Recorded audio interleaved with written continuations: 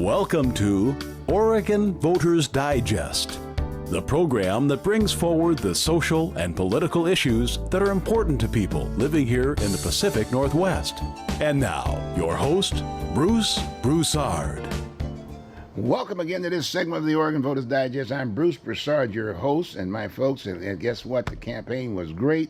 I want to thank you very, very much for giving us the opportunity here at the Oregon Voters Digest. Through Bruce Broussard, you allowed me to run for office, so I was wearing several hats when I was doing this situation, but in all due respect, I think there were many benefits along that line. We're going to discuss these kind of things, but at the same time, we got to, hey, it's water under the bridge now. We're going to just jump right into the general election, if you will. We got two major runoffs, if you will, one at the county and one at the city, and that's going to be very interesting. And then we're going to talk about that piece, and I've invited some of my old sidekicks, if you will, that are very familiar with the area and the issues and whatever, that were very involved, if you will, in the campaign. So we're going to do that. The first 30 minutes, I'm going to have Fred Stewart on, and you know, if anybody knows anything about district number 2 from Multnomah County, about the city of Portland for that matter, he's in the real estate business, so he's knocking on doors every day. And he knows what's going on, is what the issues. He had the opportunity to interview me a couple of times or whatever, and he knows about the issues, and et cetera, et cetera. That was good. He's very familiar with the city issues aspect of it, too. So that's an asset.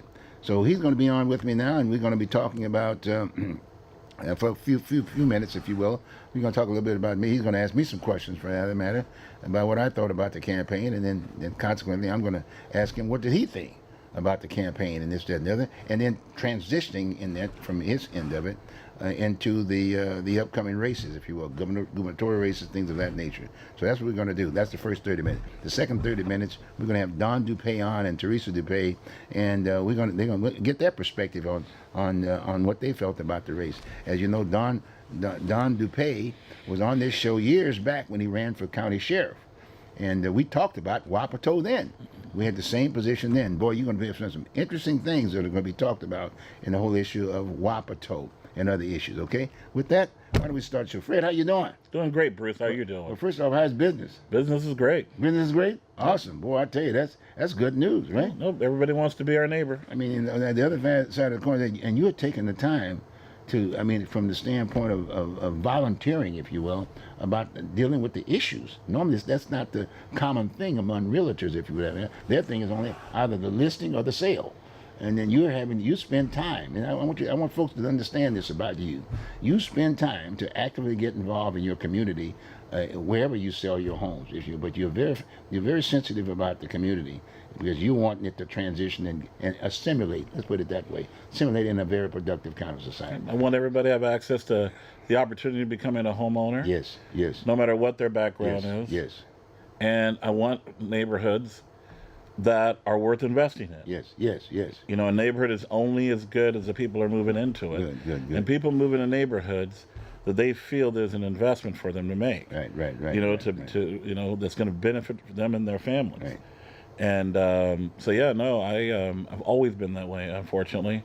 It's gotten in the way of business sometimes, but it's worked out. Nobody's crying about me. I saw that years back when you first started. Remember, I was kind of like in the housing business myself, you know, building that senior citizens complex, and you were just starting, knocking on doors and making things happen, you know. And you basically had a big sign on you that said, "Hey, you need to buy right now." Yeah, you got me. And some people bought. And I had another sign that said, "If you're a thug, a gang member, you gotta go. You gotta go. You gotta go. You gotta go. You did. You gotta go. I got to say that. Yeah, you gotta go. I got to say it. And I was here talking about senior citizen and building senior citizen housing, wanted to do more, and it was very difficult from both of our standpoint that folks in the same community was fighting us from doing the things that we were doing in a positive vein. Yeah, I'm just lucky that I was able to live long enough to see, you know, what we're seeing now, where so many people are investing in their community. Yes. You know, I never cared what color somebody was. I mean, I did everything I could to help black people, of course. And I still do. But the point is, just walking down the street or sitting in front of my house and just watching how people treat the community compared to 30 years ago and the pride people have, I mean, it's awesome. Wow. Awesome. Well, look, gentrification is good. That's right. Remember that. Oh, yeah. Well, like I said, I mean, imagine the millionaires that could have been created had they jumped on board when we first started this thing. Well, I look at it this way. You know, I've made... And not just blacks. 200 or 300 people, you know, worth probably $1 million or close to it. Yeah. When you look at the houses I sold them. Yeah. At the time I did, and the houses. Yes. It may not be that high. Maybe 100 people. Yeah. I mean, I'm coming up on my 1,300 transaction. 1,300? Yeah. Wow. And wow, Fred. And yeah. So I think about a solid 100. Wow. People I'm pretty confident became millionaires because of me. Maybe more. Wow. Awesome. But that's here or there. What's important is what we're seeing today. You know what I'm talking about? And what we're seeing today is people coming into the community with wanting to have a pride of being involved. Yes. We have people who are in the community already. Yes. Who this is their home. Yes. You know what I mean? And it's their. I love seeing it. Yes. You know what I mean? Awesome. And I want to see more of it. Yes. Throughout the city. Yes. You know, if I told everybody if it was up to me, I'd gentrify the entire city of Portland. Yes. So hurry up and buy. Listen to me when I say buy. Well, we're gonna look with that. We gotta get back to the show. Okay. But at the same time, you're right. You're right. But the fact of it is, I mean, I was going to ask him one of the questions I'm going to be asking on this next show. How much property is left? There's quite a bit. Is that right? There's a lot of opportunity. People always look at inner Northeast, inner Southeast, and feel that the run is over with. Yeah. Not understanding that 1/3 of the city. Not even 1/3 of the city has been gentrified yet. We still got 80% of the city. There's still a lot of opportunity. So, friends and family out there. Southeast Portland too. Southeast going all the way out to 180th. It may seem weird today. It's not just Northeast Portland. It's just not inner North and Northeast Portland. You're going to see some areas over the next 20 years. They're going to make what we've seen already look really not that big. I mean, just wait until about 20 years from now, when we start developing downtown Portland on the east side of the river. When we start doing that, when you start seeing office buildings popping up, big ones, on the east side of the river, imagine what that's going to do to 82nd East along Burnside. Gentrification. Yeah. No. Don't wait. Your grandchildren, I'm just saying, your grandchildren are going to be talking about gentrification. Okay, gotcha. So let's make sure grandma and grandpa get their piece of the rock right now. I heard that. Well, look at let's get into this piece here. Hey, here we go. I started all over again. You're going to interview me for a couple of minutes. Yeah, I'm for you. Get a little feedback about my run, and I'm going to interview you about what you felt with the outcome. Before I interview, I got to say this, Bruce. I've known you over 30 years, heard of you over 30 years.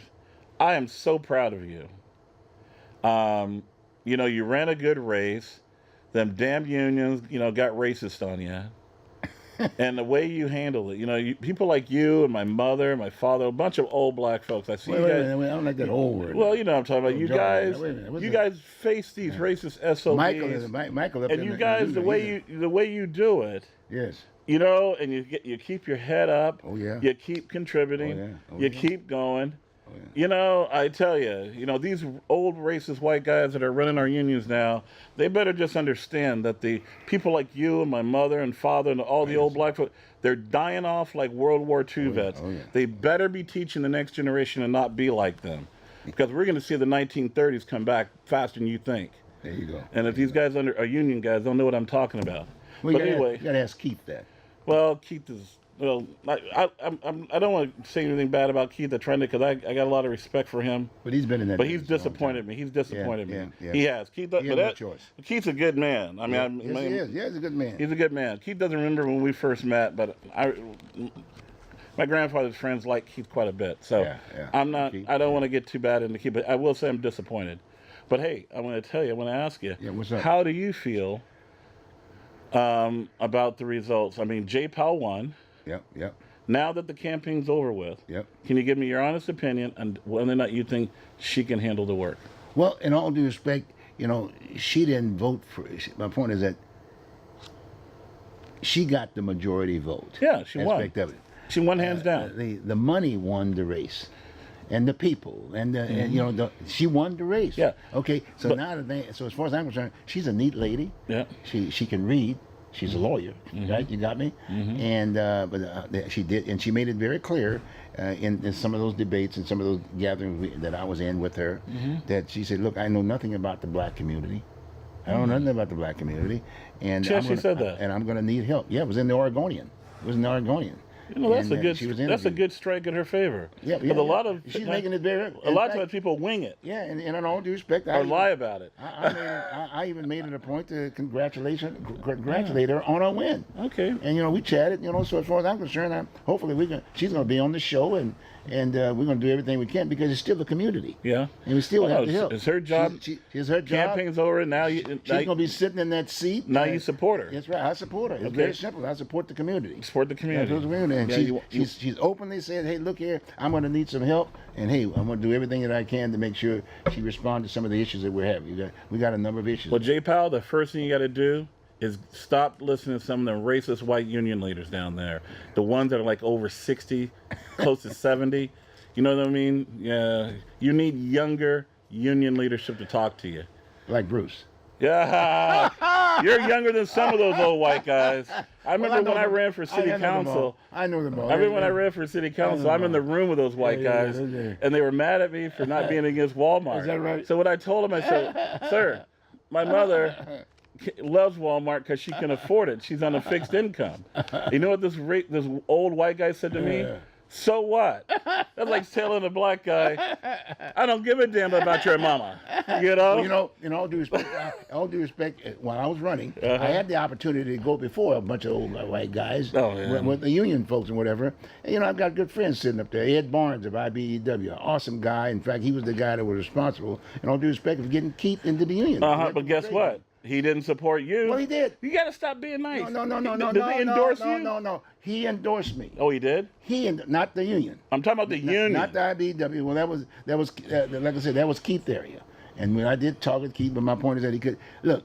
My point is that they had their issues, the blah blah blah routine. The fact of the matter is, it's water under the bridge. Let's build now. Let's just pray for that's what I'm coming. More bone cancer. And I will say this. More prostate cancer. Some of the things that I was looking at from the standpoint of now people know some heart attacks. Now that people know that the county exists. A lot of folks didn't even know what the county was all about. And I'm glad that I was part of that. The Wapato thing sits in District Number 2. That was fortunate, so I used it as part of the campaign. Got me? The homeless issue, that was a very important piece. And and I made it a point when I filed to run for office. I've always made that point that I was going to really act the position while I was there. They just had four county commissioners, well, actually 5, because Loretta was sitting there. She still's got until about November to be there. But we had a neat group. We had the Hispanic represented through Maria Garcia, and and that was kind of a surprise because she was represented by the Hispanic community. You got me? And what's the guy's name who ran for president? Who I'm thinking about? Oh, gee whiz, Bernie Sanders. She had the support of Bernie Sanders. Oh, she did? Yeah, I thought that she would have definitely got more votes than that. And then Sharon Maxwell, who was an awesome person, sitting on the corner every day. She was campaigning, knocking on doors, the whole 9 yards. And it was surprising that a number of the blacks didn't vote for her. And then the media. I like Sharon. Yeah. I like Sharon a lot. Got a lot of respect for Sharon. But by all rights, she should have been working on your campaign to get you elected. But see, I would have thought that at least would have had a runoff. Yeah, that's what I was looking for, which would have helped Sheila a little bit more too, and let the public know. But my bottom line is that at least people know that the county exists and the issues are there. And as far as I'm concerned, I accomplished that. Well, my wife said the same thing. Before we go on. Yeah, go on. That's it. At the end of the day, Sheila got imported to this district by a bunch of old fogey white dudes because they didn't want to deal with anybody black from Portland. You understand? That's what it was. And Keith Edwards signed off on it because he is, and for them, the chief signer-offer black person. He's a union man. No. Hey, my family is long union. Yes, right. You know what I'm talking about? I was in a union before I got into the real estate. My mother was in union. I got my aunts and uncles in Chicago and Milwaukee and Indiana. You go way back to the 1930s. That's why I'm so disappointed in these guys. You know what I mean? My family is where we're at right now because of unions.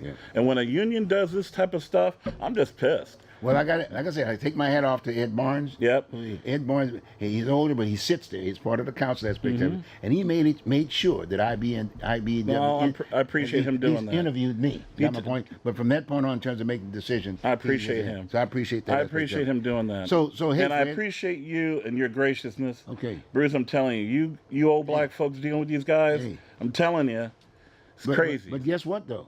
Bruce ain't going nowhere. I know. I'm gonna be there. I'm gonna be at the county Bruce, meetings. I'm 53. I'm just tired of all of this nice stuff. I heard that. Well, you know what I mean? You know where these guys play golf? That's right. Yeah. That's right. Yeah. Oh yeah. Oh yeah. You should go there. Oh, yeah. But like I said, I'm not running for office And anymore. a couple of them right now are going up to OHSU right now. Oh yes. Oh yeah. Hopefully they stay up there for a while. You know what I'm talking about? But like I said, hey, let's go forward. Got my point? I know. We got some other issues to deal with. I know. And I'm learning from you. I'm going to stay. The idea, I'm going to stay at the county. If you notice, I've got my garb. I had my my flag or whatever, and I was basically doing the Pledge of Allegiance to the flag at the county every Thursday in the front of the camera. And you'd be surprised that I got no response. From the commissioners that are sitting there. I just have to work a little harder. So I'm going to be there Thursday, and just say thank you very much. And I'm still there. Deborah was the first one that. Well, she made some indication when we first started this deal. She carried one of them, but from that point on, no one else carried it. Even Loretta. No one carried it all. But as time goes, though, but they still stand up when I ask them to stand up. I'm going to get other military folks like yourself who have been before. Every so often, you may just come up there and say, be a part of the Pledge of Allegiance to the flag. Because as you know, one of my main staple right now is reaching out to vets, making sure that they've got their benefits and whatever. And I'm working hard on that, and I'm going to continue doing that deal. So with that, like I said, very proud of you. Very proud of you. Okay, what do you think about the races for the county? For the county or the city? For the county, we'll just... Okay, well, the county... I'm fine with everything. I don't hold anything against J-Pal. People want to get into politics, so what? The only thing she's got to understand, she's got a bunch of racist white guys that are supporting her. Yeah. If she can sleep well at night with that and be a leader, good for her. Okay. But I wish her all the best. Oh, yeah. I wish her all the absolute best. Yeah. Because that's what the people of Portland need. Well, you may be interviewing her. Okay, love to. I've heard nothing but great things about her, including from you. Nothing but great things. Okay. Now, some of her backers... Yeah, I want to interview them too, but not on TV. Not on TV. Because realistically, I even made we have cigars in the same place. Yeah, I made it a point, Fred, when we were together, and it's kind of interesting. The people who were doing the interviewing aspect of said we're not interested in any debates whatsoever, because she really didn't have the background. Yeah, and I made it a point. That's what racist white guys do, and she knew.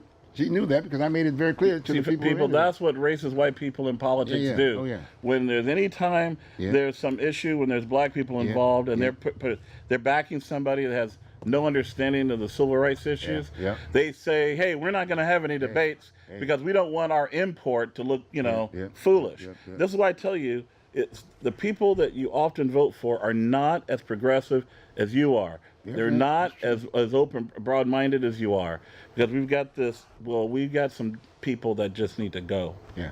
But hey, let's talk about the historic part. Okay, go on. Of city council. Yes, let's do that. I mean, this is what's getting. I can't wait to see what these two women are going to do between now and November. I mean, this is historic. No matter who wins, that's right. We're going to have the second elected black person on city council and the first black woman. Yeah. Now, guys, the reason why this is important is Charles Jordan was an incredible city commissioner. Right.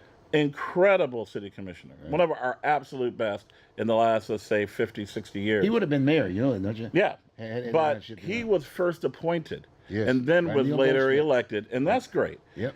That's great, and that's great that Neil Goldschmidt made that happen. Right. But Dick Bogle was elected the same election with Bud Clark in 1984, and since 1984 we have not had a black person elected to Portland City Council. Right. So this is historic and incredible, and we should all be proud of it. Give respect to Catherine Bogle, his mom. Yep. She was basically responsible for getting him to run. She was. She was well known, and she worked. In all due respect, she worked for me when I was at. She did. When I owned the Portland. Ms. Bogle was a nice person. She's a heck of a writer. Very nice person. She was a heck of a writer. Yep. Awesome writer. Yep. Okay. So no, that's an awesome piece. No, I've never heard anybody say anything ever close to negative. I mean, I only met her a couple of times, right. But I know she was close to my grandfather and his friends and stuff, and just close to everybody. Oh, she's a beautiful lady. She's a nice woman. Lady. Very, very sharp too. Yep. I mean, she was sharp in her age. I mean, all the way to the end almost. Yep. I mean, she could write well. I mean, she wrote for the Observer, and she interviewed. She did all kinds of things. So anyway. And guess what? A lot of the black leaders today, they're in their 60s and 70s. She hated their guts. Oh yeah, she did. That's why they never talk about her. That's what she did. I know you should. She's one of the most significant black women in Oregon history.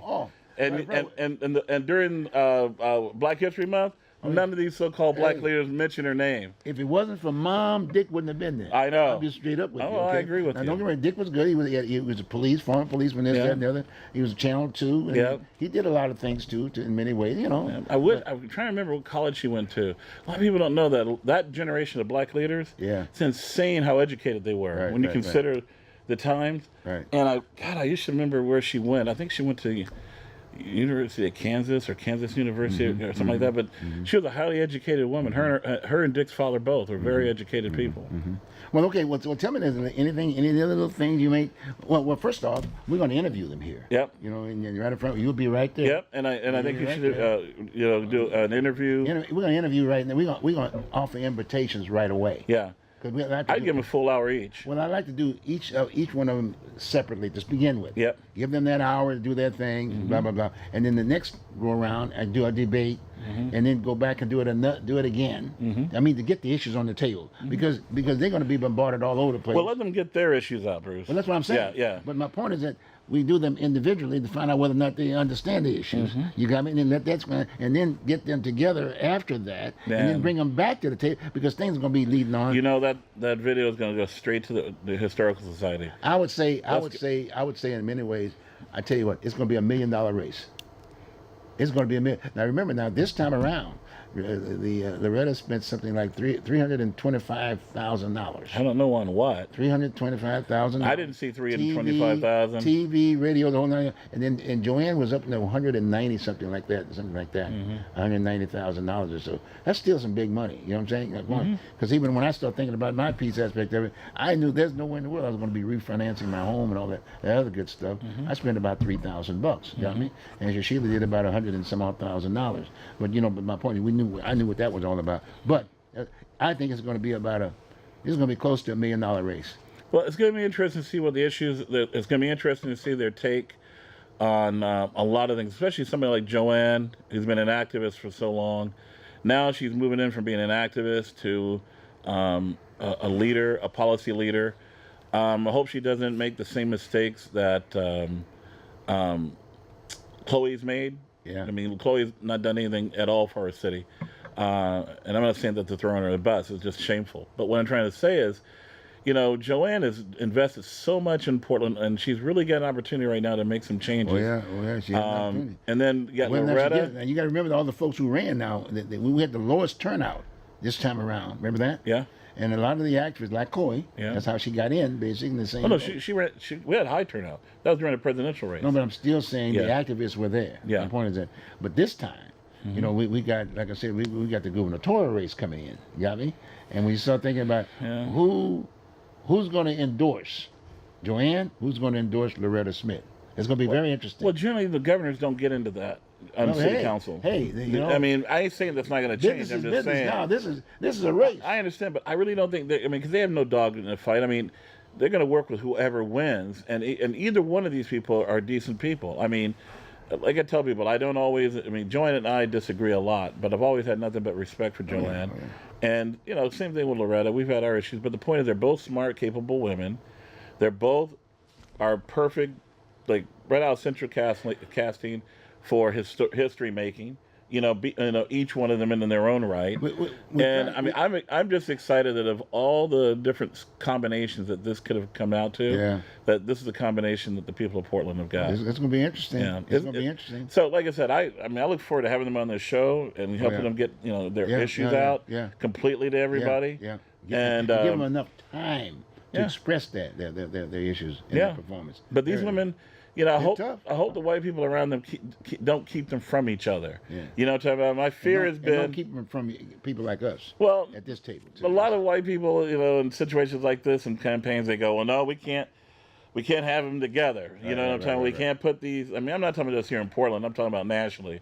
We can't have them together because that'll split the white vote, which is whatever that is. As you know, between you and I, there's no way in the world they cannot come here because we will put them together even if they're not here. Oh, get out of here! No, I think they'll both come here. I'm just saying when they come here, I'm just letting you what's know. important for I'm people just letting the viewing in Portland is to let them just talk. I mean, I would just join the mic and ask her questions and just let her go. That's right. She's very articulate. Very important. And you got to remember, she's been an activist continuously in this town for 25, 26 years. Yeah. Loretta, it's going to be very interesting to see what her main issues or where she wants to contribute to the city are. Now that the primaries, campaign's away, well, she's a completely different campaign. She's had access to the city for almost 8 years because as a county commissioner, she had, the county covers all of the city of Portland, and she has access to the other commissioners, you see? So indirectly, she's had access to all the issues in the city of Portland for almost 8 years. Yeah, but...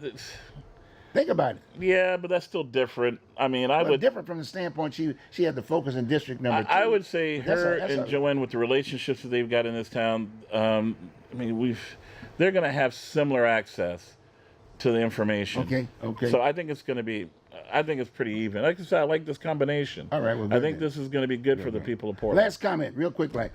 Last comment on my end of it. Folks, thank you very, very much for the support. Tell your friends about Oregon Voters Digest. We're really going to be covering this upcoming race. As Fred said, it's going to be historical, so please do that, okay? Fred, what do you think? Last minute. Same thing. I'm just very happy with how things have turned out. I mean, I would have rathered you be, a county commissioner right now, but like I said, Bruce, I've learned a lot from you. You're somebody. Well, we're still here. We're not going anywhere. People of Portland need to be proud. We're not going anywhere. They need to be very proud of you. Voters Digest is going to be here. The team's going to be here. But remember, folks, black folks like him are dying off like World War II vets. No more. We shall overcome black folks around here. Well, I'm a reincarnated Marine. You know how that is. Yeah. Okay, fine. Catch folks, you later. Look, we're going to take a short break, and we're going to be back with our next guest, and we'll go from there. Fred, thank you very much. All right, catch you It's later. a pleasure. Okay, buddy. Good. Be right back, folks.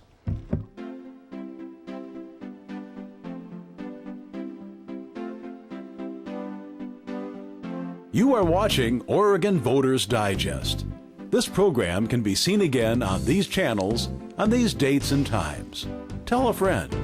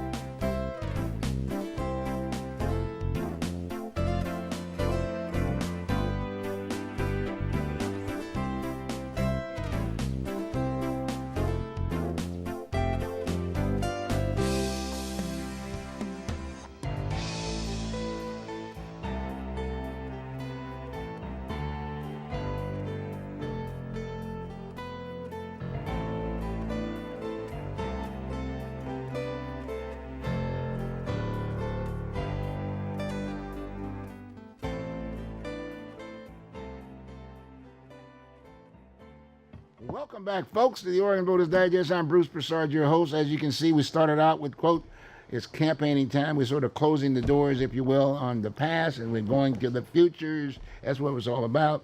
And then naturally, the other side is that we're going to get out of the, excuse the French, the black community, and we're going to get out into the community across the board. And I've got two people you've seen before. You recognize them. We've been talking about all kinds of issues. I mean, here and there, we've written books about this issue. I mean, I was very instrumental in getting a guy motivated enough to go back to school, and he graduated with a degree. Blows my mind because I was supposed to get mine first. But anyway, but it's part of mine. I mean, you might have seen him with the degree, but I'm the guy. But no problem. But anyway, I'm throwing that out to you a little bit about. But the fact that I'm talking about Don DuPay, you know, you've seen Don here before. You saw him for the first time on the Oregon Voters Digest when he ran for sheriff. That's when I was a young kid. How about that? Isn't that something? I was a teenager then. Yeah, and we were talking about this thing called Wapato way back when. Yeah. He brought it up. 2006. He brought it up in 2006, and Bernie Gusto was the other guy that I had on several times. We were talking about it. So anyway, thanks for being here, Don. Yeah. And then Teresa, you know Teresa right here.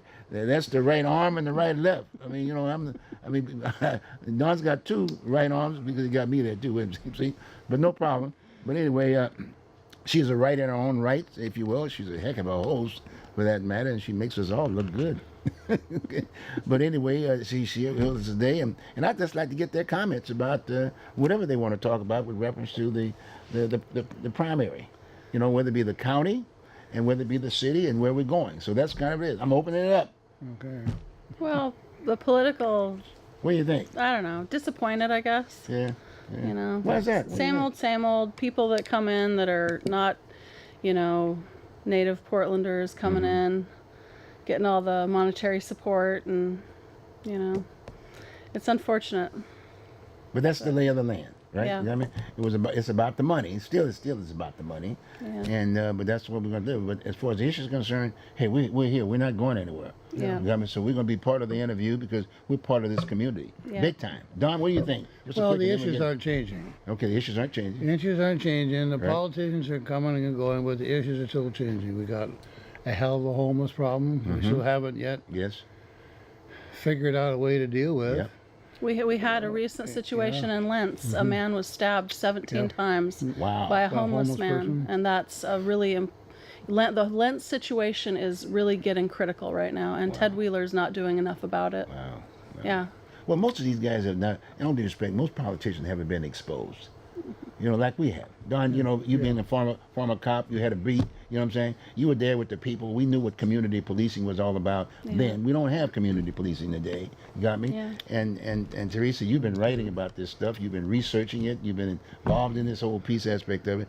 So folks don't have that kind of background. Most politicians, and I'll be right up front with it, my fear, even when I was running for office, is that, you know, what happens if I get elected? Because then I'm going to be put in a corner, and I can't do the things I'm doing right now. You got me? Yeah. And I'm just one vote.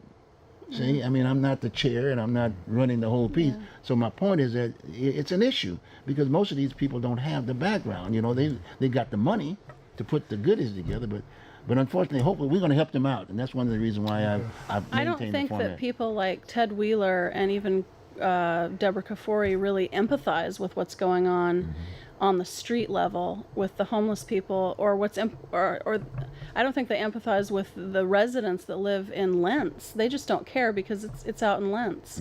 You know, if it was in Laurelhurst neighborhood, you know, if these things were happening in the Laurelhurst neighborhood, you can bet that they would get on it right away. But they're not doing enough because. But it's their neighborhood. Right. Exactly. That's where they live, yeah, if you will. Exactly. And the issues that we're faced with are issues outside of that neighborhood. Yeah. And it's our job, in all due respect, that's one of the reasons why I ran, to get that information on the table. You know what I'm saying? And that's what we're going to have to do this second time around, if you will, because 2 years from now, the mayor might consider running again like Deborah, who's already sit in the seat for the next 4 years. But I will say, from my standpoint, I give myself a little credit. From the standpoint of going to the county, we participated and whatever, and I think we made a little change or two or whatever. We talked about the whole issue of homelessness as it relates to the Wapato.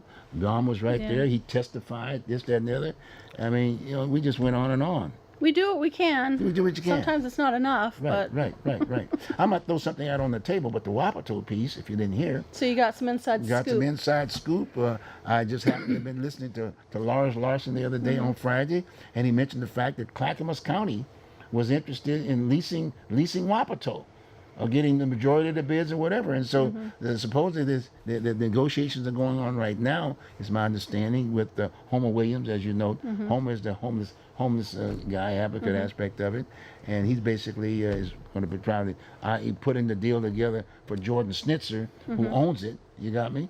Because Wiley Keyhole basically gave it to him for the same price, $5 million. We still left $100 million on the table, which is a sad note. But the fact of the matter is, it may still be utilized to a certain degree when you start thinking about the county. They're dealing with the issue of homelessness too. But we would have loved to have been able to get those homeless folks within the city of Portland and the county, which is district number, well, actually the entire county for that matter. We needed those beds. We needed those beds. And Don spoke, you know. Yeah, we still need those beds. We still need them big time. So what do we do, Don? I don't know. What do we do? I don't if all know. of a sudden Clackamas gets them? This Wapato thing has been going around in musical chairs. Somebody wants it, somebody don't want it, somebody wants it, somebody don't want it, somebody buys it, and then they don't want it. Yeah. Now we're going to sell it again. You know, and who's taking it in the shorts? It's the homeless people. It's this constant indecision is what I'm sick of. You know, I'm really tired of talking about it because 2006 when I ran for sheriff, it was about Wapato. Yeah. This is 10, 12 years later. Why are we still talking about it? Why are the homeless people still all over the streets? Yeah. Why are we the blue tarp city on the Danube? But we are. It doesn't have to happen, though. No, it doesn't have to. It doesn't have to happen. You know, we got a beautiful city. It's a small, but now things are growing so fast. Used to be. And people are coming in like flies, and these folks. This is my point. This is America. If you got the money, you buy.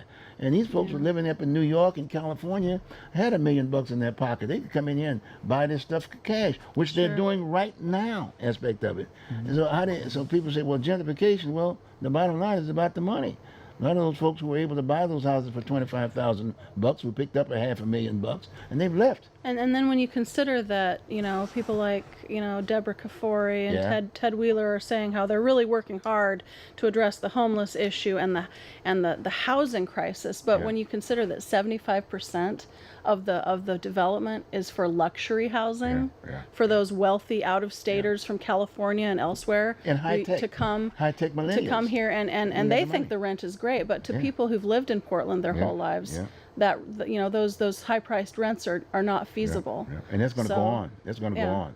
Well, it's sad because the end result also is that Portland is becoming even whiter, and we're losing people of color, and we're losing black businesses. There's less black businesses now than there was 25, 30 years ago. That's terrible.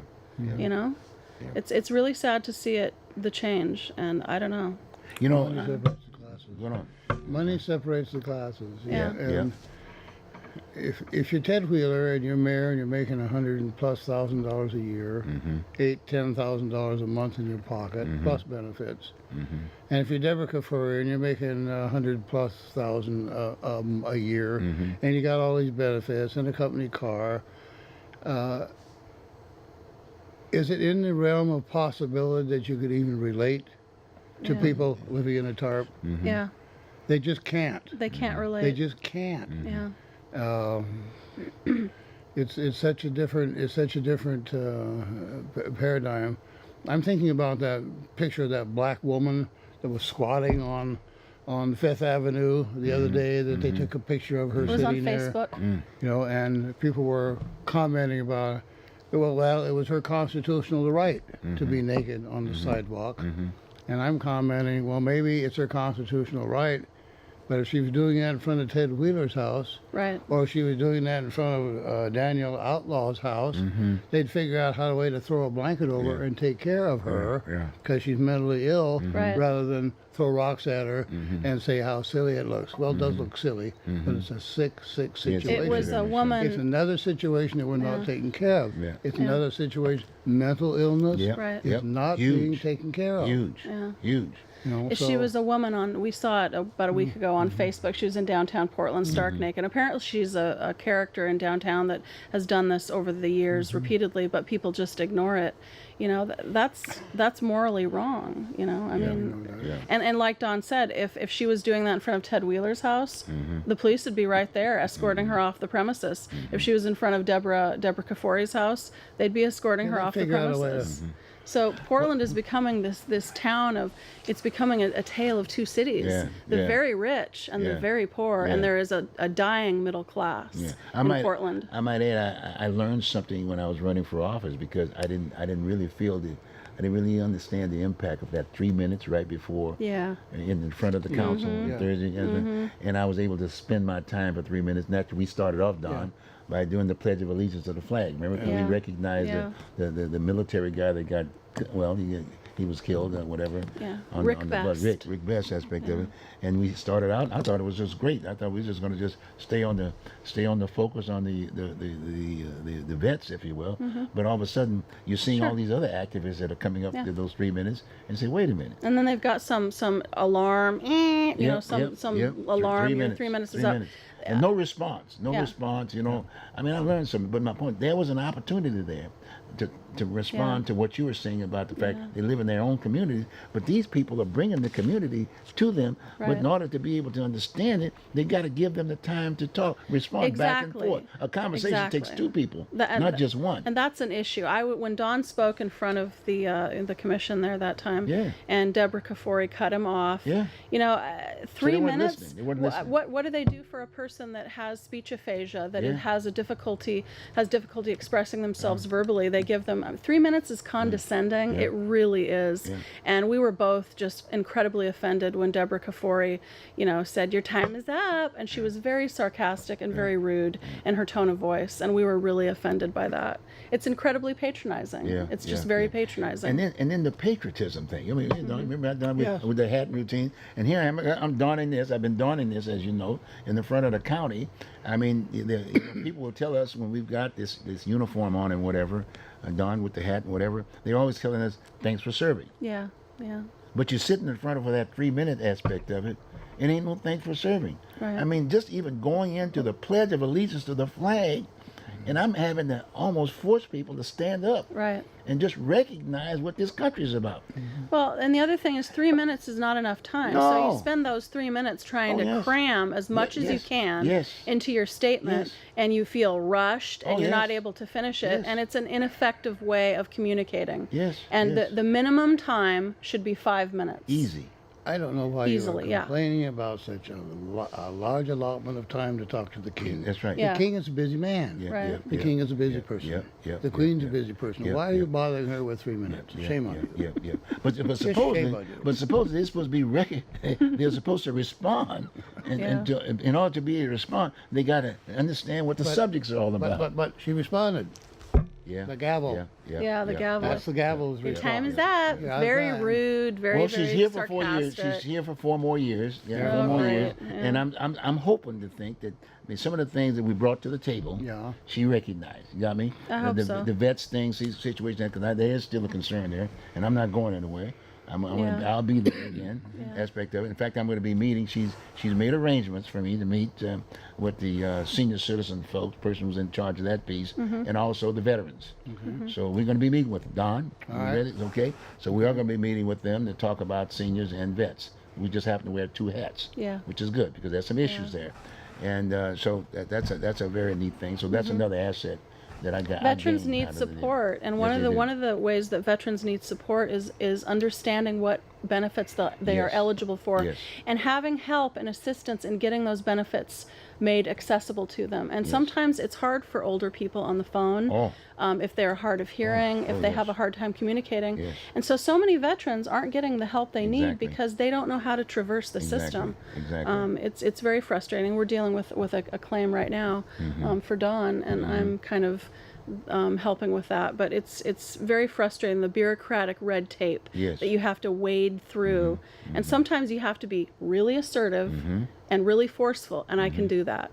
That's one of my talents. Well, fortunate for Don that fortunate because a lot of times many vets don't want to talk to anybody outside of that realm. You got my point? You just happen to be part of the deal. I wouldn't want to talk to you. I think women are sometimes better on the phone when they have to really assert themselves. They can be better on the phone than men. Well, as long as we recognize the fact that, in all due respect, watch for the backlash because, I understand about the Me Too movement, but there's a He Too movement coming into play.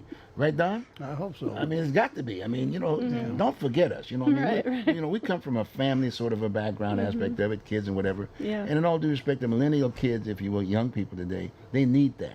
I mean, they've lost that. We don't have the draft. We don't have the draft anymore because that was the melting pot, if you will, in many ways. You got my point? We don't have that.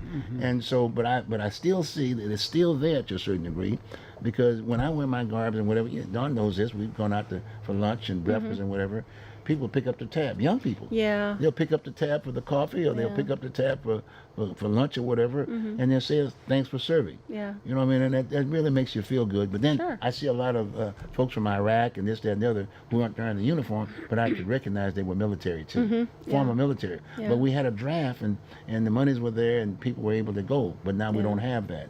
And so now, here we are again. But anyway, we got about another, got a good another 10 minutes, 12 minutes or so. Let's talk about some other things. What about the city council piece? What do you think about that piece? We got the Joanne Bowman and the Loretta Smith running for city council. Oh yeah, facing that's going to be an interesting, probably really close race. Okay. Yeah. I'm sorry. To me, it's obvious between class and crass. Class and Class and crass. and crash. Crass. C-R-A-S. Well, you know, I'm sorry. You went to school. I didn't do that. Remember Okay, that? well, crass and class. Okay. That's what's going on in this program. Really? We've got two women running for the same position. Okay. One's qualified, one isn't. Oh. Well, That's my humble opinion. Okay. Well, hey, that's but see, the key is that now we're going to be going through this exchange stuff. I think Joanne Hardesty has a lot to offer. She's really smart. She's Okay. very articulate, Okay. and I think she is a necessary, needed component to Really? Portland's government. Yeah. Okay. And I also support Loretta Smith. I mean, Okay. that's the thing. I think they're both great women. Okay, Don, how do you feel about it? Which side? Be What, nice. you take the other side? Well, it'd be nice. You had your opportunity to form your opinion. Well, what about your opinion, John? Don? I think that Loretta Smith is an educated woman with a lot of political experience. Okay. And I like what she has to say. Joanne Hardesty, on the other hand, doesn't have that much to say that I'm interested in listening to. Okay. Well, but yeah, just like we were talking about just momentarily about the folks that are sitting up there once they get elected, and if they haven't if they haven't been in those communities, you got my point. They're having a tough time trying to relate. Well, Joanne Yeah. has been out there. You know, she's been right out there Yeah. in those areas. But on the other hand, when you think about Loretta, indirectly she was there. She was appointed in many to a certain degree, but she has a lot of support. She got the Ron Wydens. I mean, she's got a lot of the folks in Congress and whatever. A lot of things that have happened in this city and in that She community. has a lot of political experience. Very much so. Big time. Big time experience. Big time. You know, and she dealt with those kids, you know, and I thought that was good. And then, but then we did recognize some of the flaws, if you will, and hopefully we'll get this out in the campaign. That when we brought up the whole issue of Wapato, she didn't follow through. I mean, she did to a certain degree Yeah, to a certain when she was extent. running for office, but the follow through from the standpoint of, hey, let's keep it and I think recognize that piece. I think she did as much as she As could. she could, But right. you know, the reality is, it's the power players in Oh, yeah. Portland, like Oh, yeah. Deborah Kafori, Oh, yeah. who Oh, yeah. decide what happens with Wapato. Oh yeah, that's And a she fact. doesn't, and it's very clear Deborah Kafori really doesn't care what the Portlanders think. You know, she thinks that she knows best, and I don't know. I hope that she is able to improve her image, because that situation with Loretta Smith and using, the language that she used, we Yeah. all know what I'm referring Yeah, to. yeah. And, our experience with her was really disappointing.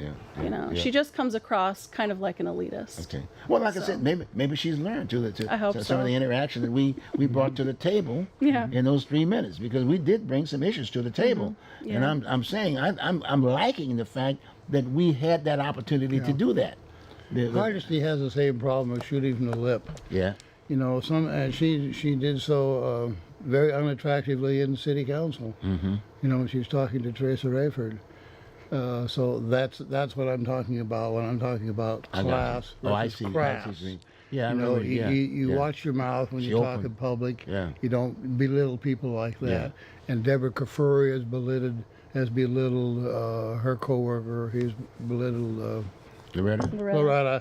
And so I seen Joanne Hardesty doing the same thing, and it's crass. It's not class. There's- Classy people just don't Yeah. do that. Yeah. Bruce. Yeah. Classy people don't do that. Yeah. There seems to be a real loss of civility, especially since Donald Trump has taken office, and so many people are so angry about it, which I totally understand. I do not support Donald Trump, but there's just been this loss of civility, and the danger, and I've read about this repeatedly over the last few months, is that this kind of crass, hostile, aggressive interaction when people disagree is becoming normalized. Yeah. There's this process of normalization that's taking place, and we can't let that happen. People need to remember to be civil and to be respectful and to be kind to each other, and that's my Donald Trump. I'm a genius.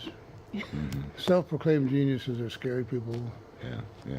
Well, but on the other hand, he's brought the issue to the table. We've always had this divide between black and white thing. But guess what? Now it's getting to be down. It's meat and potatoes now. It's meat and potatoes, and so that's one piece. But the bottom line is that I don't see the other side. I mean, I wish there was a Donald Trump on the other side. The only Donald Trump I see on the other side is CNN, between Don and what's the other guy that's Don Lemon, and who's that? Don Lemon and Tucker. and what's no on the same. He gets the 2 hours too. They got 8 hours to talk every week. Yeah. Oh gee whiz, the other commentator there on I CNN. can't remember. I don't watch CNN. Yeah. I don't have television. And I'm not knocking them, but they made it very clear that they were gay men early on. Oh, you mean Gloria Vanderbilt's son, Anderson Cooper. Anderson Cooper. Right. And they made it very clear right up front that they were gay, and they announced it right up front. And that was kind of I didn't like that too much because they got a lot of good things to say, if you will, for the debate aspect of it. But it kind of put a little shield on me to a certain degree, being an old hard-nosed jarhead aspect of it. And I don't take that away from them, but at the same time, 8 hours a week. That's a long time. That's a long time. Yeah. And, I like to look at the news, but not 8 hours a week. Yeah. Back to back. Yeah. Back to back. But anyway, so Donald is sitting out here, so he basically controlled the whole media aspect of it. He puts the stuff on the table. Now eat on that. I mean, I'm just throwing something, and that's just my opinion. I don't know how we do, but that's another campaign. That's another issue. But here in Oregon, now what about the gubernatorial race? Who's running? See, the governor. Who's running? That's how important. That one man, the young man. Yeah, the young man and Kate Brown. That way, got it. Yeah. And I saw him on. People are starting to have issues with Kate Brown because she's using a lot of money, taxpayers' money, to go on trips and vacations. I was noticing last week a lot of people were really coming down hard on her because she's spending a lot of money. Just having a lot of fun going on vacations. Sure. Well, I think it's just another presidential race. Yeah. It's about the money. It's about the money. The D's are going to say, get the money and get her in there. There's no opposition. Well, it's disappointing when these people get into power and then they just do what they want, And but the money drives power, they won't leave. That's right. But the money drives the power. You do as you're told, and everything is cool. Just keep doing your deal aspect of it. Yeah. So we got the gubernatorial race aspect of it, and then like I said, the biggest thing right now is I think that's going to be a real big thing, and that is the Loretta Smith. That's going to be a real deal. It's going to be close. And it's going to be interesting how the press deals with it. As far as the endorsements and whatever. You got my point? Yeah. But this time, it can't be just a little sly endorsements, on the side. It's going to be right up front. And then you got 4 other candidates that ran during that particular time. And who are they going to endorse? Right. And who's going to be aggressive enough to get them to put, because they did identify. And as I looked at the numbers, but then like I said, we had probably had the smallest turnout. It's so disappointing. I read that, and I'm like, wow. People are stressed out. I know, but come on. I mean, when all the millennials didn't vote, and then surprise, Donald Trump wins, you'd think that people in Portland would wise up and get to the vote. Get to the voters' booth. Hey, Dawn and I live in Washington County, so we can't vote in Multnomah County elections. But you're going to be there. Well, we live in Portland, Oregon. Our address reads Portland, Oregon. Yeah. But you're going to be involved. And all due respect, and I take it you understand the announcement. You're going to be part of the interviews, if you will. You guys are going to be interviewing the Loretta Smith, the Joanne Bowmans too. We got Fred on one end. We're going to keep it separate, so to speak. But the bottom line is that we're going to take the time to do that, and maybe even get some of the candidates who didn't win to come on board and get their opinions about the whole piece, to bring it, because they had some very interesting things to say. As far as I'm concerned, they're a solid bunch. Yeah. I mean, the Stu Edmund was a good one about the housing. Yeah. I'd be interested in that end of it. And then you had the mayor's office was involved in the deal. They want, she was the policy advisor aspect of it. Yeah. So we can make sure indirectly we're bringing Wheeler to come to the table. Yeah. So it's going to be, I think it's going to be a very interesting piece. Yeah. We need to get the chief of police here.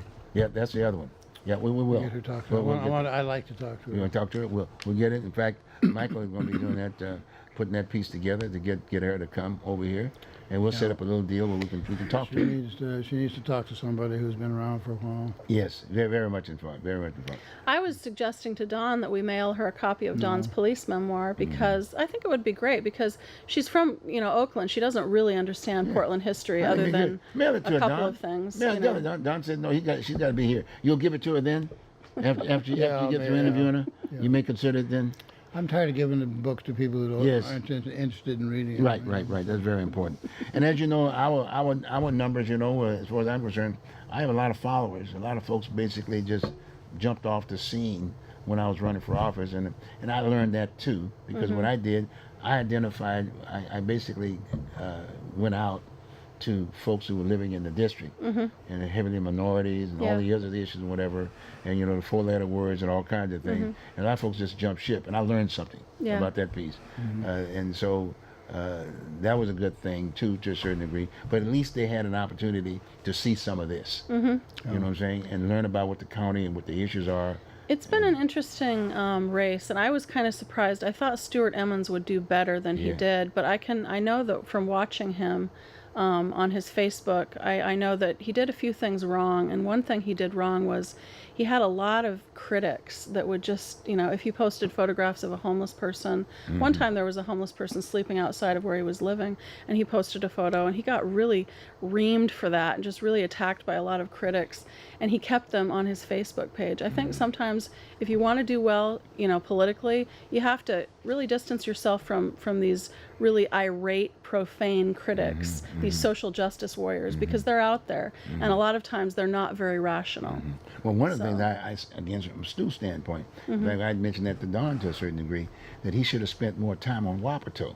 See, because he was in the whole issue with housing and this, that, and the other. Had he stayed, because he had access to the Homer Williams and to the mayors and this, that, and the other, and he had to spend some time, because I've asked him to interview on a number of occasions, but he didn't come. You got me? And if he had been sitting down with Don and I and just kind of like taking that, that could have been his base. I know he had a lot of great ideas about projects and housing and architecture, because he is an architect. Unfortunately, a lot of those projects were extremely expensive. But yeah, it was, I was kind of hoping that he would do better than he did, but he can always run again. Not taking care of the people, that's what's expensive. But again, it's not too late for him to get into the race. He can get back on the whole for homelessness. And because, like you said, in the past, these developers are not building these high-rise for homeless folks. Right. I think he definitely needs a good advisor. Yeah. I think someone like Stewart Emmons needs a better advisor. Well, he has one. He has two of them right here. He got Don and he got me. No, seriously. But he's got to now. But he can get on board. He can get on board on the homeless piece and talk about the Wapato piece. I have a lot of admiration for people that want to pursue politics in Portland. I absolutely detest, the political process, really. I'm just not into politics. I kind of am interested in it a little bit, but it's thankless, it's vicious. Expensive. It's expensive. Yeah. I'm a writer, I'm an artist, I'm a poet. That's my thing. That's what I'm passionate about. So, but I'm still interested in kind of observing from the periphery. Good. Well, hey, look like we're at that point. We pretty well know what we're going to be doing. Hey, you viewing ours, get the word out. We're going to really try to be a part of these campaigns and get involved. I'm so glad that I was part and parcel of the the Oregon Voters Digest. I'm excited about the whole piece. Did a good race.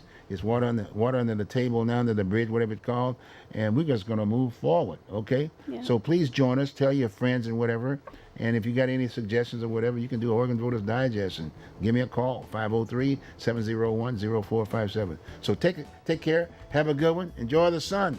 See you next week. Have a good one. Father's Day next week.